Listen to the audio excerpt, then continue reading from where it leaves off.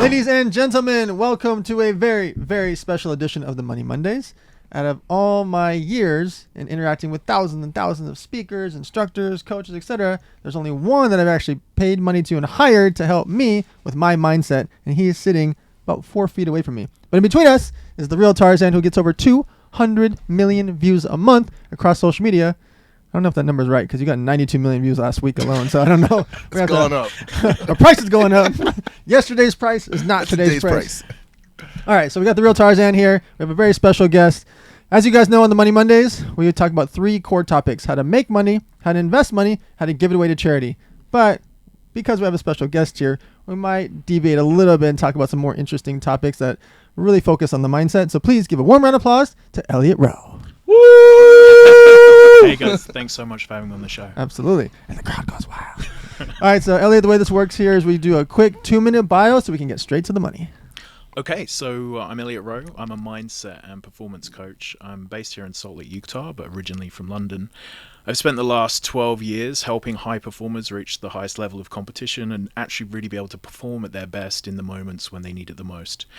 So it's taking people who are sort of top 10 in the world who are trying to get to number 1. So this has been professional athletes, traders on Wall Street, large numbers of professional poker players, professional gamblers, CEOs of companies, and really helping them understand why they're running the programs they're running that are creating self-sabotage issues, and sort of reframing those and helping them through it. So you're dealing with a lot of alpha males and alpha females that are very strong, powerful leaders. How do you break down someone, let's just say for me, right? You're dealing with someone that has to deal with a lot of humans all the time and has to be a leader, to break them down to feel comfortable enough to tell you their issues, problems, fears, concerns, etc.? I mean, I guess part of it is you're not trying to break them down. It's sort of trying to build that rapport, that trust, and understand that everyone's on the same team. So a lot of people go into coaching situations and sometimes they feel like there's some kind of competition. And instead of turning it into a competitive, I'm going to tell you what to do, you're going to do it. This is, we're going to work as a team together to understand your subconscious. And it's me and your rational mind against the subconscious program that's creating the problem. And it's really, I think, that teamwork and understanding that we're on the same team, we're working together to get that change, which is going to make you as much money as possible, which is usually why people are coming to me. So let's get vulnerable. The main topic I want to talk to Elliot about was needles. So I grew up and we figured out, or Elliot helped me figure out, that when my father, he was going through dialysis. And so I'd sit there and watch him. They'd remove his blood for 2 to 4 hours at a time and have to recirculate his blood back in, basically clean his blood. And I would sit there at the hospital with him or at the dialysis center for hours and hours at a time. And that's basically my main memories of my father. And so I think that was the main topic. And he walked me through, like, why did I see that? What happened with the nurses? Like, we went deep into that. I don't want to bore you guys with all the details. But I had this insane fear of needles. You see how I use the word had? Yeah. Back in the days, right? Used to, where if I said the word needles, my hands would turn pitch white, I'd freak out, etc. And consciously it didn't bother me. Yeah. So I've told Tarzan this before I even hired you and worked with you.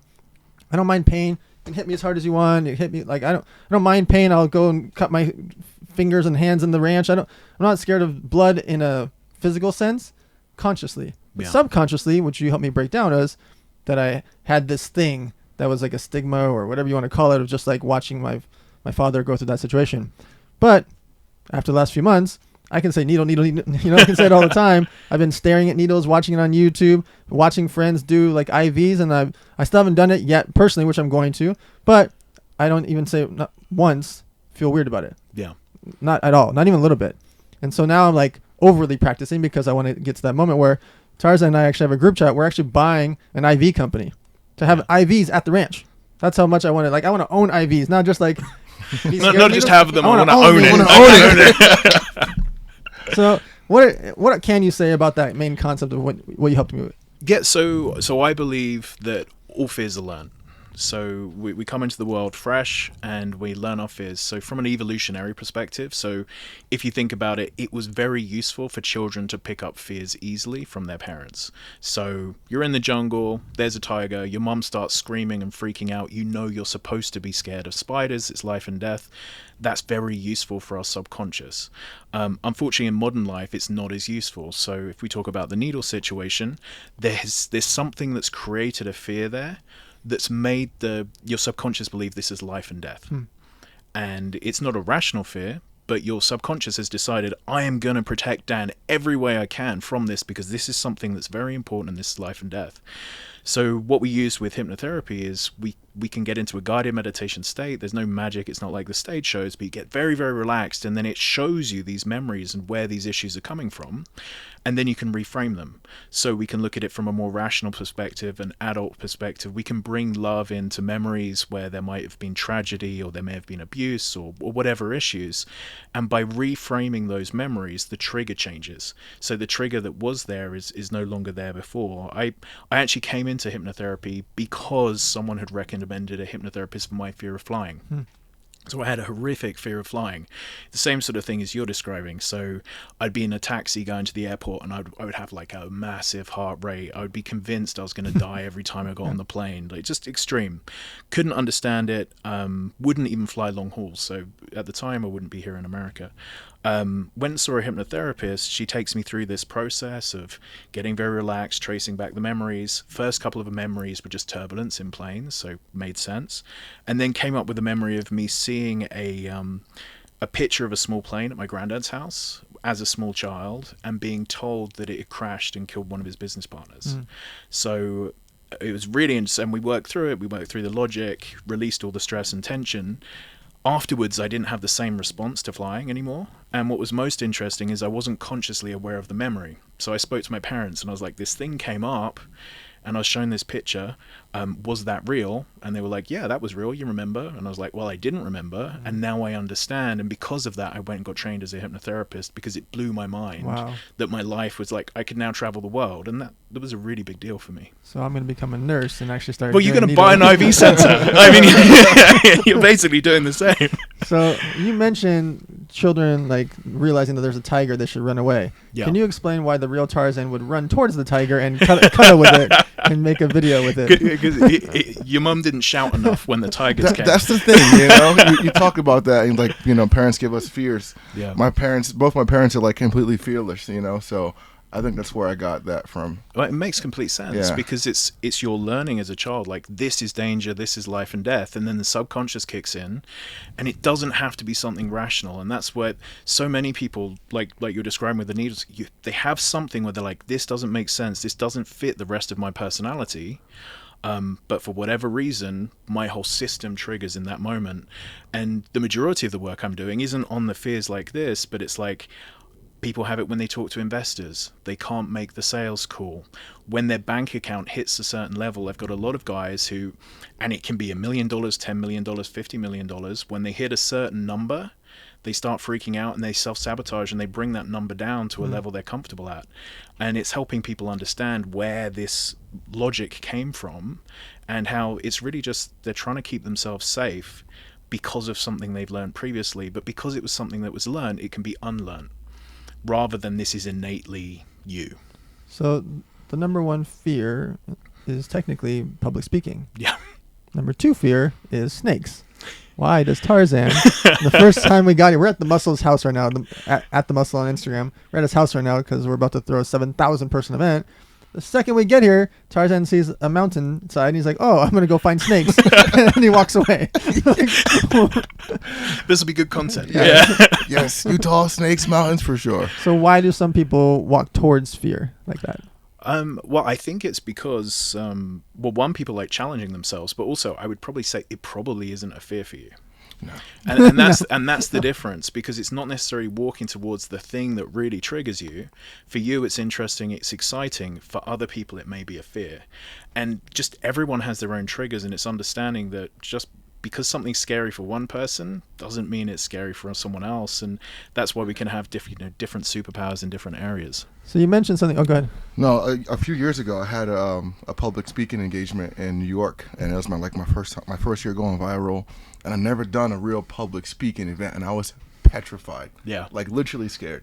And luckily, I had to wear a snake. So they calmed you down. Yeah, but I wore the snake, right, and I started speaking, and the snake like literally wrapped himself around my whole face, and I couldn't see it, but I could still talk. So now I'm talking on stage to all these people, and like literally I can't see, so I'm like calm because I can't see this giant crowd, and everybody's like cracking up laughing, and I'm like, guys, actually this is perfect because I'm really scared of y'all versus not scared of him. Like, he's fine. So yeah, it's crazy you say public speaking and snakes and how that kind of merged, and yeah, it's awesome. So you mentioned that some of your clients actually have a fear of hitting a certain number financially, 1 million, 10 million, 50 million, etc. I mean, that's a fascinating topic. Like, why do you think people are scared of money or success? So I think it actually starts off that they're not aware they have a fear of a certain figure, but what happens is when they hit that figure, they find themselves bringing themselves back to it again, bringing themselves down when they get past that level. And I've seen really interesting things over the years come up in sessions. For some guys, they have a real issue with making more money than their dad ever made. And it just comes up like they'll say, hey, Elliot, it's always when I hit $1 million or $5 million or whatever it is. And then we'll talk about the wealth of their parents, and it will turn out that was the most money their dad ever had. And they've got some fear of overtaking their dad because that's going to change the social dynamics in a situation. Other people get scared of making too much money and creating too much distance from their friends and peers and family, because there is a change in relationships as you become more successful than the people around you, and sometimes people like to cap that. So I can be twice as rich as my family, but if I'm 5 times as rich, that might mean they don't love me so much. They might judge me for being rich. They might think of me differently. And these aren't consciously understood issues, so they couldn't logically explain why they have this. But when we're in those sessions and we're going deep, they'll start saying, I'm worried about my brother not talking to me anymore. My dad at the dinner table used to say that rich people were evil. Right. And what was rich was the neighbor who had $5 million house. So they don't want to be that person because that's who their family was criticizing. There's also a lot of people who struggle with fear of success because if they can put a cap on it, then they're in a situation where they're just not going to fail. So they know they're going to hit this level, but if they can give it 80% and get to here, they still know they can still say, well, if I gave it 100%, I would have got there. But they don't have to find out if they've actually got the potential. So some people hold themselves back, so they never have to find out what their potential really is. And that's something I end up talking to people a lot as well. So we're on the Money Mondays. Let's talk money. Why should a high-level performer, male or female, spend tens of thousands of dollars hiring a high-level coach to mentor them or walk them through some of these subconscious things? So really it's a case of what the potential is, what's the upside potential, and how are you holding yourself back. So the way I usually describe it to clients, if I'm doing a sales call, I'm talking to someone about whether I'm the right fit for them. This is do you know what to do? Because if you don't know what to do, you should find a strategy coach, full stop. So if you don't know what the next steps are in your business, you should be finding a business coach. If you know what to do, but you're not able to do it, so you're not pulling the trigger, you're not making the sales calls, you're not investing in the company or whatever it might be, then you need a mindset coach, because more knowledge won't fix the problem, but overcoming these subconscious programs will fix the problem. And then it just comes down to how much money is that costing you. And if it's costing you millions of dollars working with someone who has a lot of experience helping people through these issues make sense, if it's costing you, a few $1,000s, tens of $1,000s, it's not going to be a good purchase for you. But it's usually just, how much money am I costing myself every year because I can't do the thing I know I should be doing? And that's where I say you really should be looking for a mindset coach of some kind. So you're on the high-end spectrum. Obviously, you're a high-end coach for athletes, poker players, CEOs, etc. Walk us through the main concept of fees when it comes to a high-end coach. How do you determine it? Since you especially are bombarded, and you told me how booked you are. Yeah. What are the main things you can talk about of general fees of what people should be considering if they're looking for a coach, or if they're looking for an entry-level coach? How do they decide those type of numbers? So again, it really comes down to what you believe your potential is. So how much more money are you looking to make to overcome this problem? And then how likely is it that this coach has the experience to be able to help you to that solution faster than another coach? So, it's like gambling, you're placing a bet effectively. In my company, so there's myself at premium prices, and then I've got 8 coaches underneath me at different price levels. One of the things, and then an app lower than that, so that we've got free content for people, and then sort of very good value coaching. What's the app? It's called Primed Mind. And what's that cost? So you can download it for free, or I think it's about $10 a month, $70 a year.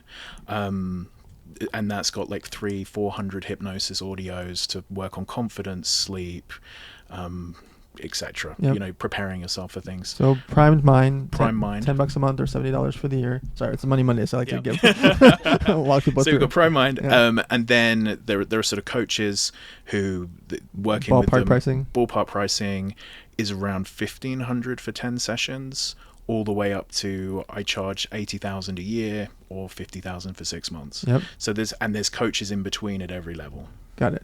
So when they're considering, you think they should be considering based on either their financial level or what the financial thing is. What about for people that don't know? They're like, they know that they need a coach, or they know that they need a mentor. They've finally realized it, or maybe they just realized it here listening to us talk through it. Maybe it's not for one specific thing. They just know they need to hire someone. Is it based on their financial comfortability, or? Yeah. So I actually think you have to be careful about, and I'm different to a lot of coaches in this sense. I think you have to be careful about overstretching yourself when it comes to hiring a coach. So I will never say to someone, take out a loan. I think you shouldn't be taking out a loan. Right. It should be something that's comfortable for you, where the money that you're investing in yourself isn't actually becoming a stressor in your life and a trigger. So if you think about, what would you normally spend on a vacation?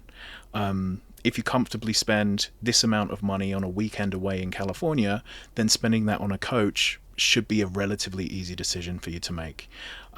So it's really that sort of basis of, it should be an amount of money where you can feel it, you understand you're making an investment in yourself, but certainly when it comes to, should I be taking out a credit card, should I be taking out a loan, I think that creates a pressure that can have a negative impact on the money mindset, because you're suddenly in a place of scarcity, of desperation, of this has to work quickly for me. This is just a very logical gamble for me to take, because I can see millions of dollars of upside and the cost is X. Right, spending tens of thousands. Yeah. So we have 4 masterminds. I have a $10,000 one, $15,000 one, a $30,000 one, and a $100,000 one. All different levels for all different types of business people, etc. I'm obsessed with masterminds. We have over 800 members amongst these 4 groups. It's not as in-depth as a one-on-one coach. The difference of joining a mastermind is that there's a networking element to it, that it's not just about the instructors. It's about the other members that are paying $10K, $15K, $30K, $100K, etc. You also do live events. You just had an annual conference. Like, walk us through in a live event format. Like, why should people be at live events? Why should people go to group events or masterminds? So I created mine. So I basically bring my clients together at a very small event. So I usually do a maximum of around 15 people. We have a large house that we rent out here in Utah, and we do a 4-day event where all of the clients can get to know each other and network. I'm fortunate, I know a lot of high performers from different industries, and that means I can introduce them to each other. There's a lot of the time where, I want to be able to introduce my clients because of the upside that they have from having those sorts of meetings. I think meeting in person is something that obviously post-COVID is really important right now. And also as you're going through the levels of progress, and I'm sure you've seen this with a lot of the people in your mastermind, typically your social circle that you grew up with, you can't have the same conversations with them that you would like to have. Right. And you need to find a peer group of people who you can talk about your taxes and it's not going to offend anyone. You can talk about how you're looking to grow your business and it's not going to offend anyone. You can talk about having to hire and fire your staff, and it's not going to be an awkward conversation because, someone else knows that they're the member of staff they're being spoken about. So I just think creating these in-person events, getting vulnerable is really important in these events, and then just looking to help each other as much as you possibly can, because the more you give at these events, from what I've seen, the more you get back. So at the 100 million masterminds, $100,000 a person. And the way I frame it for sales is everyone has to have at least a $10 million company. Mm. And I say, do you think myself and 22 instructors and 100 members can help you make or save 1%? If I can help you make or save 1% and you do 10 million in sales, I'm free. I'm free. Yeah. And the things that you learn and the people that you meet don't go away. Right? You meet Tarzan and Elliot and all these people at the mastermind, and they taught you how to save 3% and they taught you how to make 2%. Holy smokes, you made or lost and saved $500,000, you paid $100,000. It's free. And the things that you learn don't go away. Now you know that tax trick, or you know that investment trick, etc. And so we were been able to sell it every year because of this concept of like, if you do X and we can save you Y, then why not? And that's how I think all coaching should be. It should always feel like it was free afterwards. Yeah. So we should always be in a situation where the upside was so great, or the potential for upside was so great, that it just feels like, hey, this is free for me. It's just something sensible to do. So I also don't think of it as a cost or paying. I think it's an investment. Yeah.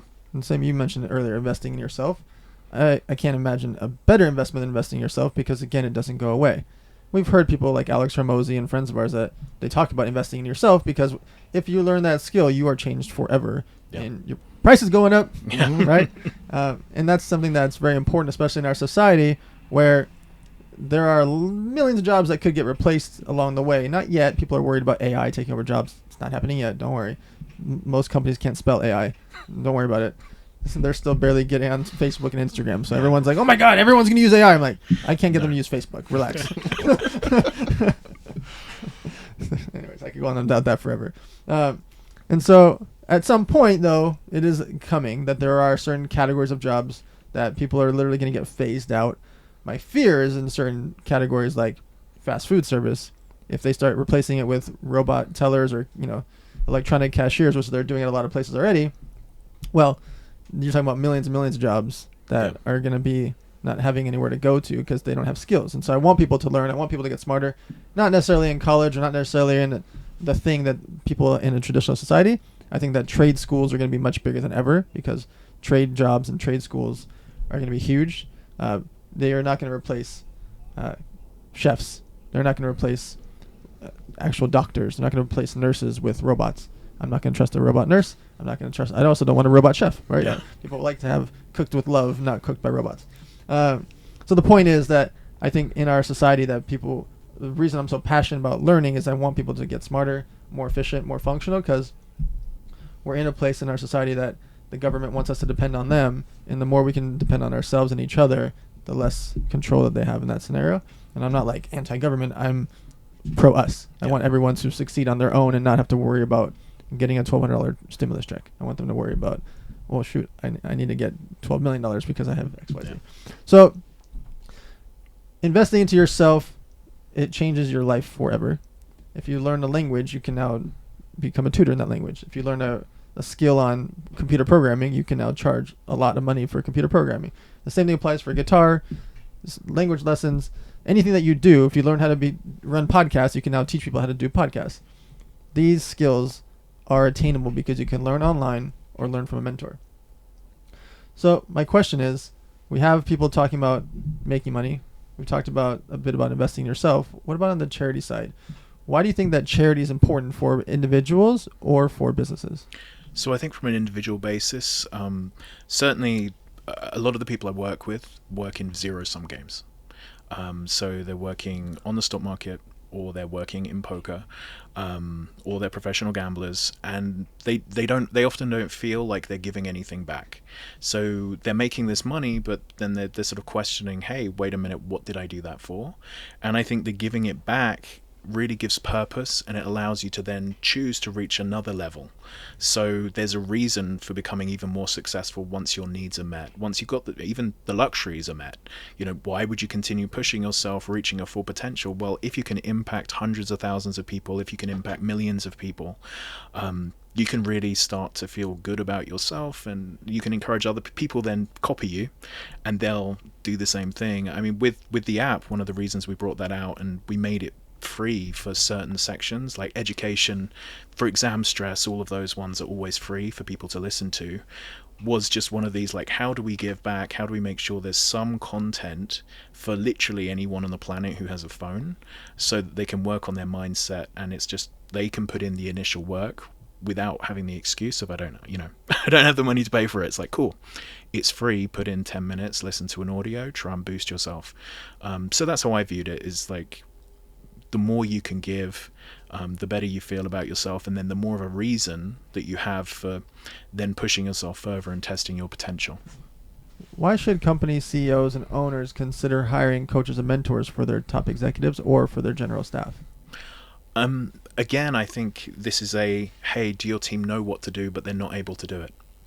So if you haven't educated your team, and they're really just unsure, if they're just stuck, then obviously you need consultants, you need business coaches. And if your team are just they're infighting, there are issues with communication, there's cultural issues. If you can fix a cultural issue in a company, or if you can help people uncover, work through these blockages, you're going to have a more efficient, more effective team, and also they're going to feel cared for. And if they feel cared for, they're much more likely to stay with you longer. And if you have a good team, losing them is extraordinarily expensive, and investing in them, it's not cheap, but it's not as expensive as losing key members of staff. And I think some owners of companies get scared about investing in their staff in case they leave. Become too high level. Yeah, and some people may, but the truth of it is, they were going to go anyway. They were going to go anyway, and you've got a much better team through that period. So I think that's one of the fears some CEOs have of, well, if I give too much training, they're just going to leave me. It's like, well, instead you might have an inefficient team. How much more dangerous is that? For sure. Yeah. One of my biggest, feel like, accomplishments, if you will, is that almost all my staff has been with me for 3 to 10 years. I have very little turnover. I can name the few people out of the 50, 100 employees, they don't leave because I do train them. I pay them the right amount. I make an environment where they get to run their department or run their world, and I get to be in the background as the coach or the help or I don't want to call it the boss, because we're working together. I'm not like this unless they're doing something wrong. Like, I'm not like yelling at them, and most of my executives and most of the staff in general is just like, 3 years, 5 years, 7 years, 8 years, 9 years, 10 years, because I don't want to replace them. Yeah. I don't want them to leave. And so I also tell them very bluntly, like, if you are considering leaving, let's have a discussion about it, because I don't want you to leave. And I'm firing people they are passionate about their niche of what they do with me or for me. Whether it's the agency, the live events, the masterminds, acai bowls and sports cars, whatever we're doing, like the ranch, like, I want to find the best animal person on the planet, right?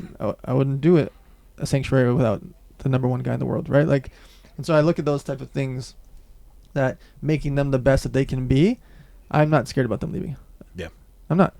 And actually there was one guy that left as I forced him to leave because he was going to go work with ClickUp, because he was one of the co-founders of ClickUp. It's a $4 billion company. Bro, go. You should go. And I still talk to him. Sounds like a good idea. Yeah. I love him, but go. Okay. Last thing, Tarzan. Are there any animals that you are scared of? Humans. I tell you guys all the time. Humans. But actually, no. But actually, yes. Actually, yes. Animals don't really scare me. I used to be petrified of tarantulas. Okay. And spiders for a long time when I was a kid. You put one on your face recently. Yeah. I've gotten over that fear because I could never understand them. Do you have a tattoo one? Yeah, I have on my throat. I have a big blue gouty tarantula on my throat. And the reason I got it there for that placement is because I literally had to, put one. Like I could not live with myself being scared of tarantulas and centipedes and stuff like that. I spent a couple years at a reptile facility in Florida, and I was honored to have a bug coach. Wow. He was this guy named Pete Katz. I'll never forget him. He's one of my dearest friends till this day. Old man. He's from upstate New York, and he is obsessed with bugs. And I used to go inside his room, and he'd have we do imports and exports. He'd have 1,000 tarantulas. He's got to take out of these little cups, put them in a little bit 2-inch bigger cup, give them food, give them water, and these things are escaping. He's grabbing them, putting them in, and I'm freaking out. And one day I just sat, right next to him, and I saw him going piece by piece, animal by animal. I'm like, dude, how? He goes just like this, and he grabs one, he puts it on me, and then he starts putting all these tarantulas on me. And I'm just like, bro, oh my God. They're just all over me. He goes, Mike, 95% of the time, this animal will never bite this herpet it's on. Understand that? Cook it in your brain, eat it, live and die by it. You're not going to get bit. 95% chance not getting bit. Yeah. Don't worry about it. And how'd you feel about it afterwards? Oh, when they came off, were you so just good. Freedom? Yeah, so much freedom to know that someone so knowledgeable, I respect it so much. My bug coach, and Tarzan, explain to Elliot Roe and to millions of people on the Money Mondays, why do you say that you're scared of humans? Man, being scared of humans is a thing, that I'm real passionate about putting out the good message on animals, because people think pit bulls are bad or snakes are bad or spiders are bad. But if you see a snake and he's trying to bite you, he's trying to bite you. If you see a person smiling, you don't know. He might not be smiling. He could try to bite you. You know, a snake's not gonna, or a dog or a gorilla's not gonna try to make friends with you and then just, you know, attack you for no reason. They're gonna attack you or give you many signs to let you know, hey, I don't want to be talked to. I don't want to be messed with. I don't want to be touched. Whereas humans, they can mask that really well, you know, and it's sometimes really hard with 8 billion people with 8 billion personalities. You got to kind of like weed through those moments, especially when you're close to somebody, and it's scary. It's more petrifying than the spider aspect, you know, because 95% of the time you might get bit. You get 5% of those friends out there, you know, and I'm lucky to have a very small circle of that 5%, but I'm really scared of that 95% of people. Yeah. Elliot Roe, tell us, where can people find you, the Prime Mind app? Talk us through everything Elliot World. Elliot World. Yeah, so if you're interested in coaching, go to elliotroe.com. You can apply for coaching. As I say, we've got coaches at every different price level, and I've trained them so they're running through the same techniques as me. So, yeah, elliotroe.com. And Prime Mind is on the iTunes store, you know, on your Android. So search Prime Mind or primedmind.com. There's information about the app.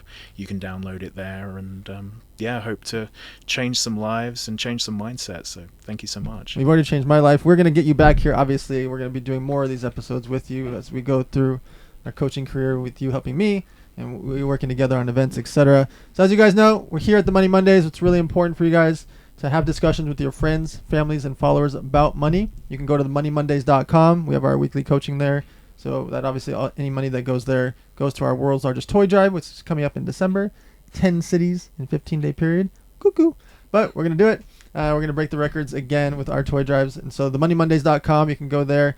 It's really important for us for you to share this. We've been number 1 for 5 months in a row on the entrepreneur category. We want to stay there because people need to have these discussions. We all grew up thinking it's rude to talk about money. We think it's rude to not talk about money because it leads to credit card debt. People don't know about mortgages, finances, leases, sales, apartments. They don't know investing. They can't spell 401k. They don't know what's going on because nobody talked to them about it. So have those discussions with your friends, families, and followers. Make sure to check out Elliot Roe on Instagram, his website, etc. And we'll see you guys next Monday.